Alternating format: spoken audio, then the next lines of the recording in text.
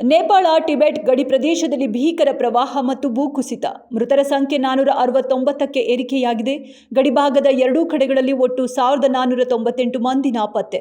ಹಿಮನದಿ ಕುಸಿತದ ನಂತರ ಸಂಭವಿಸಿದ ಹಿಮಪಾತದಿಂದ ಉಂಟಾದ ಪ್ರವಾಹವು ಮಧ್ಯ ನೇಪಾಳದಾದ್ಯಂತ ಅಪಾರ ಹಾನಿ ಉಂಟು ಮಾಡಿದೆ. ಸಾವಿನ ಸಂಖ್ಯೆ ಮತ್ತಷ್ಟು ಹೆಚ್ಚಾಗುವ ನಿರೀಕ್ಷೆ ಇದೆ.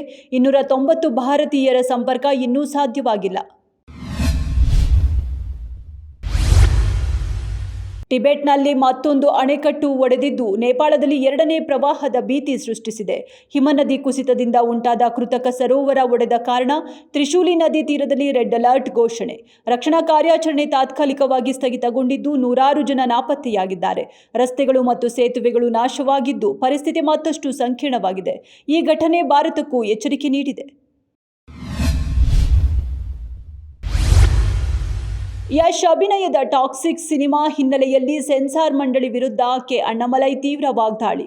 ಅತಿಯಾದ ಹಿಂಸಾಚಾರ ಮತ್ತು ಮಹಿಳಾ ವಿರೋಧಿ ಧೋರಣೆಯನ್ನ ವೈಭವೀಕರಿಸುವುದನ್ನು ತಡೆಯಲು ಸಿಬಿಎಫ್ಸಿ ವಿಫಲವಾಗಿದೆ ಎಂದು ಆರೋಪ.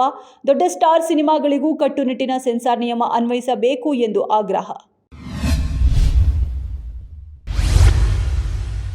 ರಾಜ್ಯ ರಾಜಕಾರಣಕ್ಕೆ ಕೇಂದ್ರ ಸಚಿವ ಎಚ್.ಡಿ. ಕುಮಾರಸ್ವಾಮಿ ರೀ-ಎಂಟ್ರಿ ಸುದ್ದಿ.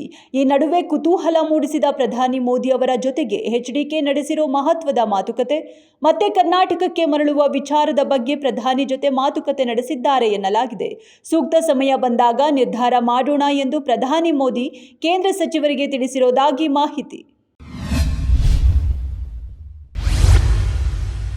ಬೆಂಗಳೂರಿನ ಕೂಡ್ಲು ಬಳಿ ಅವೈಜ್ಞಾನಿಕವಾಗಿ ನಿರ್ಮಿಸಲಾಗಿದ್ದ 200 ಕೋಟಿ ಮೌಲ್ಯದ 18 ಅಂತಸ್ತಿನ ಕಟ್ಟಡವು ಒಂದು ಬದಿಗೆ ವಾಲಿದ್ದರಿಂದ ಸುರಕ್ಷತಾ ಕ್ರಮವಾಗಿ ನೆಲಸಮಗೊಳಿಸಲಾಗುತ್ತಿದೆ.